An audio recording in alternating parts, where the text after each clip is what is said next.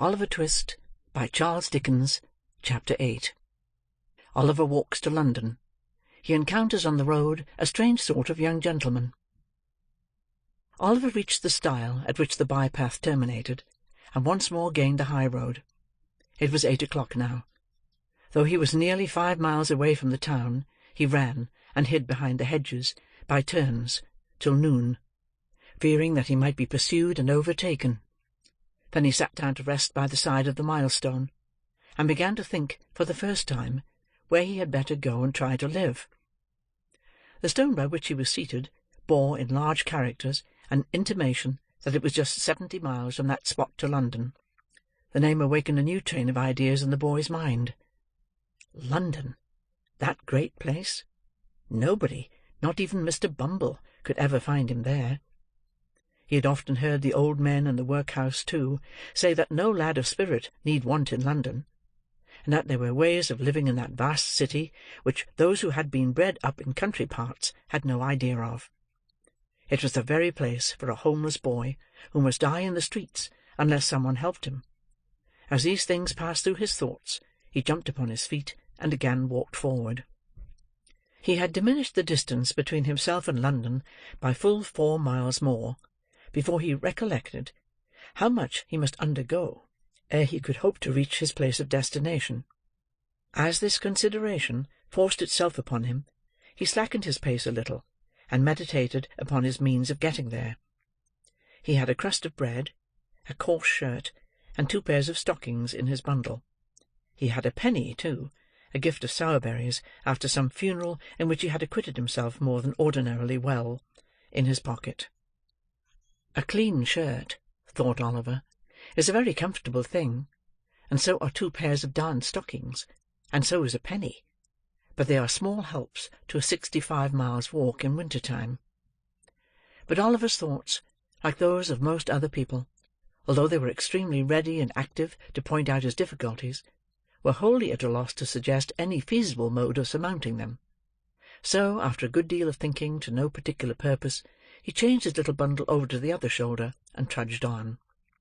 Oliver walked 20 miles that day, and all that time tasted nothing but the crust of dry bread, and a few draughts of water which he begged at the cottage doors by the roadside.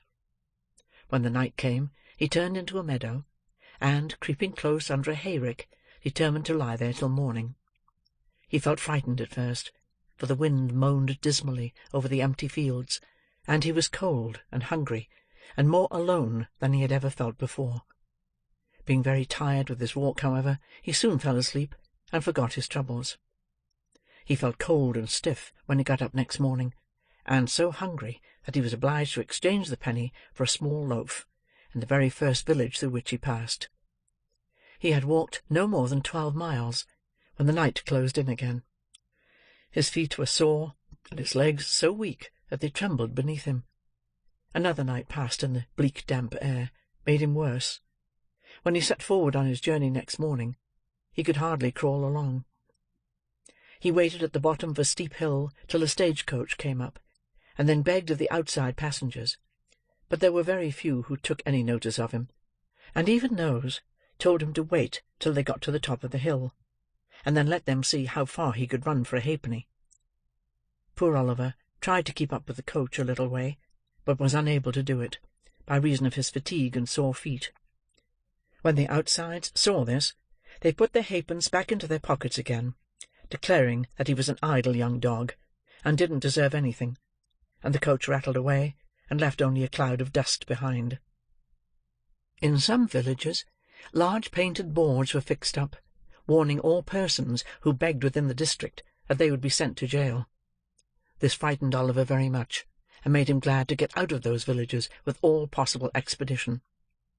In others, he would stand about the inn-yards, and look mournfully at everyone who passed, a proceeding which generally terminated in the landlady's ordering one of the post-boys who were lounging about to drive that strange boy out of the place, for she was sure he had come to steal something.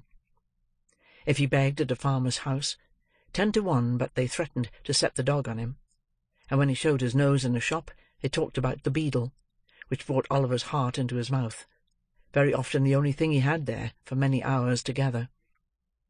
In fact, if it had not been for a good-hearted turnpike man and a benevolent old lady, Oliver's troubles would have been shortened by the very same process which had put an end to his mother's. In other words, he would most assuredly have fallen dead upon the King's highway. But the turnpike man gave him a meal of bread and cheese, and the old lady, who had a shipwrecked grandson wandering barefoot in some distant part of the earth, took pity upon the poor orphan, and gave him what little she could afford, and more, with such kind and gentle words, and such tears of sympathy and compassion, that they sank deeper into Oliver's soul than all the sufferings he had ever undergone. Early on the 7th morning, after he had left his native place, Oliver limped slowly into the little town of Barnet. The window-shutters were closed, the street was empty, not a soul had awakened to the business of the day. The sun was rising in all its splendid beauty, but the light only served to show the boy his own lonesomeness and desolation, as he sat, with bleeding feet, and covered with dust, upon a doorstep. By degrees the shutters were opened, the window-blinds were drawn up, and people began passing to and fro. Some few stopped to gaze at Oliver for a moment or two, or turned round to stare at him as they hurried by, but none relieved him, or troubled themselves to inquire how he came there. He had no heart to beg, and there he sat. He had been crouching on the step for some time, wondering at the great number of public houses. Every other house in Barnet was a tavern, large or small. Gazing listlessly at the coaches as they passed through, and thinking how strange it seemed that they could do, with ease, in a few hours, what it had taken him a whole week of courage and determination beyond his years to accomplish, when he was roused by observing that a boy, who had passed him carelessly some minutes before, had returned, and was now surveying him most earnestly from the opposite side of the way. He took little heed of this at first, but the boy remained in the same attitude of close observation so long, that Oliver raised his head, and returned his steady look. Upon this, the boy crossed over, and walking close up to Oliver, said, "Hello, my covey! What's the row?" The boy who addressed this inquiry to the young wayfarer was about his own age, but one of the queerest-looking boys that Oliver had ever seen. He was a snub-nosed, flat-browed, common-faced boy enough, and as dirty a juvenile as one would wish to see, but he had about him all the airs and manners of a man. He was short of his age, with rather bow legs, and little sharp ugly eyes. His hat was stuck on the top of his head so lightly that it threatened to fall off every moment, and would have done so very often, if the wearer had not had a knack of every now and then giving his head a sudden twitch, which brought it back to its old place again. He wore a man's coat, which reached nearly to his heels. He had turned the cuffs back, half-way up his arm, to get his hands out of the sleeves, apparently with the ultimate view of thrusting them into the pockets of his corduroy trousers, for there he kept them. He was, altogether, as roistering and swaggering a young gentleman as ever stood 4 feet 6, or something less, in the bluchers. "Hello, my covey! What's the row?" said this strange young gentleman to Oliver. "I'm very hungry and tired," replied Oliver, the tears standing in his eyes as he spoke. "I have walked a long way. I've been walking these 7 days." "Walking for 7 days?" said the young gentleman. "Oh, I see. Beak's order, eh? But," he added, noticing Oliver's look of surprise, "I suppose you don't know what a beak is, my flash companion." Oliver mildly replied that he had always heard a bird's mouth described by the term in question. "My eyes, how green!" exclaimed the young gentleman. "Why, a beak's a magistrate. And when you walk by a beak's order, it's not straight forward, but always a-going up, and never a-coming down again. Was you never on the mill?" "What mill?" inquired Oliver. "What mill? Why, the mill. The mill as takes up so little room that it'll work inside a stone jug, and always goes better when the wind's low with people than when it's high. Of course, then, they can't get workmen. But come," said the young gentleman, "you want grub, and you shall have it. I'm at low water mark myself, only one bob and a magpie, but, as far as it goes, I'll fork out and stump. Up with you on your pins. There. Now then, Morris." Assisting Oliver to rise, the young gentleman took him to an adjacent chandler's shop, where he purchased a sufficiency of ready-dressed ham, and a half-quartern loaf, or, as he himself expressed it, a fourpenny bran; the ham being kept clean and preserved from dust by the ingenious expedient of making a hole in the loaf by pulling out a portion of the crumb, and stuffing it therein. Taking the bread under his arm, the young gentleman turned into a small public house, and led the way to a tap-room in the rear of the premises. Here a pot of beer was brought in, by direction of the mysterious youth, and Oliver, falling to, at his new friend's bidding, made a long and hearty meal, during the progress of which the strange boy eyed him from time to time with great attention. "Going to London?" said the strange boy, when Oliver had at length concluded. "Yes." "Got any lodgings?" "No." "Money?" "No." The strange boy whistled, and put his arms into his pockets as far as the big coat-sleeves would let them go. "Do you live in London?" inquired Oliver. "Yes, I do, when I'm at home," replied the boy. "I suppose you want some place to sleep in tonight, don't you?" "I do, indeed," answered Oliver. "I've not slept under a roof since I left the country." "Don't fret your eyelids on that score," said the young gentleman. "I've got to be in London to-night, and I know a 'spectable old gentleman as lives there, what'll give you lodgings for nothink, and never ask for the change. That is, if any gentleman he knows introduces you. And don't he know me? Oh, no, not in the least, by no means, certainly not." The young gentleman smiled, as if to intimate that the latter fragments of discourse were playfully ironical, and finished the beer as he did so.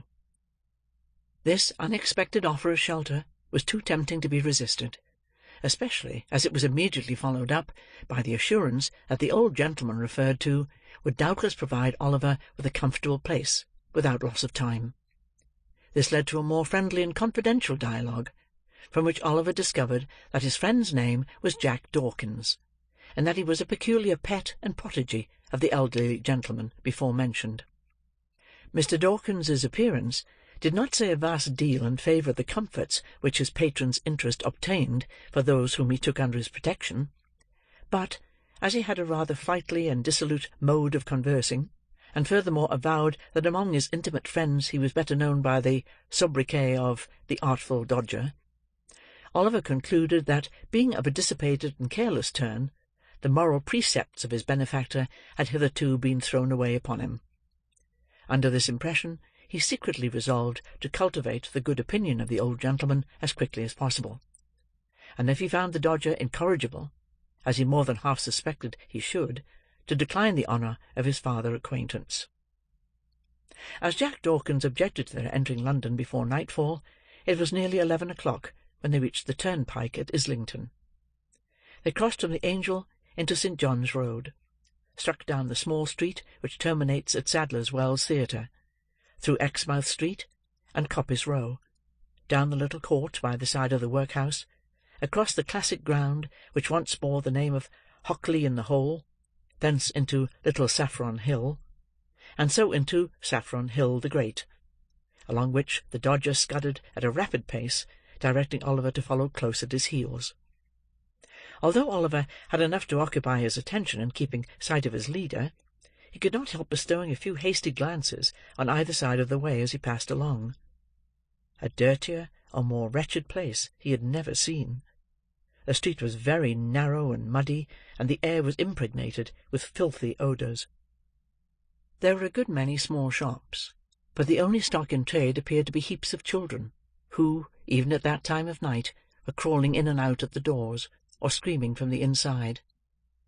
The sole places that seemed to prosper amid the general blight of the place were the public houses, and in them the lowest orders of Irish were wrangling with might and main. Covered ways and yards, which here and there diverged from the main street, disclosed little knots of houses, where drunken men and women were positively wallowing in filth. and from several of the doorways, great ill-looking fellows were cautiously emerging, bound, to all appearance, on no very well-disposed or harmless errands. Oliver was just considering whether he hadn't better run away, when they reached the bottom of the hill. His conductor, catching him by the arm, pushed open the door of a house near Field Lane, and drawing him into the passage, closed it behind them. "Now then," cried a voice from below, in reply to a whistle from the Dodger. "Plummy and Slam," was the reply. This seemed to be some watchword or signal that all was right, for the light of a feeble candle gleamed on the wall at the remote end of the passage, and a man's face peeped out, from where a balustrade of the old kitchen staircase had been broken away.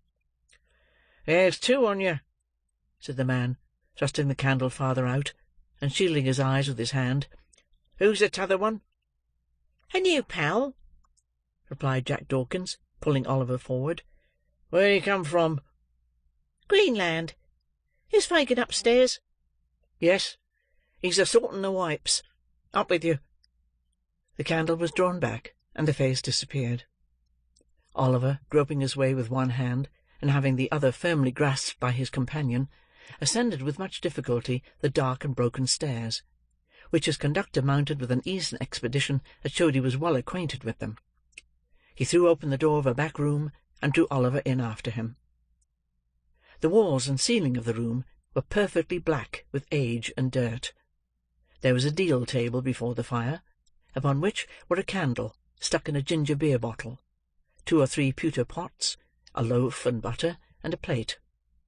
In a frying-pan which was on the fire, and which was secured to the mantel-shelf by a string, some sausages were cooking, and standing over them, with a toasting-fork in his hand, was a very old shrivelled Jew, whose villainous-looking and repulsive face was obscured by a quantity of matted red hair. He was dressed in a greasy flannel gown, with his throat bare, and seemed to be dividing his attention between the frying-pan and the clothes-horse, over which a great number of silk handkerchiefs were hanging. Several rough beds, made of old sacks, were huddled side by side on the floor. Seated round the table were 4 or 5 boys, none older than the Dodger, smoking long clay pipes, and drinking spirits with the air of middle-aged men. These all crowded about their associate as he whispered a few words to the Jew, and then turned round and grinned at Oliver.